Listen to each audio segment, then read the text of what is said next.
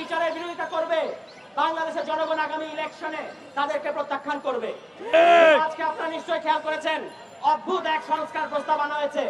বলা হয়েছে যদি নির্বাচনে কারচুপি করা হয় তাহলে যারা নির্বাচনে কারচুপির সাথে জড়িত তাদেরকে নাকি শাস্তি দেওয়া যাবে না। এই মতলবটা বোঝার চেষ্টা করেন। সামনের নির্বাচনে যারা কারচুপি করতে চায় তাদের মাথা থেকে এই কুবুদ্ধি বাইর হয়েছে। এত সুন্দর সুন্দর সংস্কার প্রস্তাব আমরা করলাম, বাংলাদেশের জনগণ করলো, এগুলা সবগুলো তারা বাদ দিয়ে এখন এমন এক প্রস্তাব আনছে, আসলে তাদের মনের মধ্যে এখনই নির্বাচন কারচুপি করার খায়। বিভিন্ন জায়গায় স্থানীয় পর্যায়ে তারা অলরেডি বলা শুরু করছে আমরা ভোট কেন্দ্র দখল করব।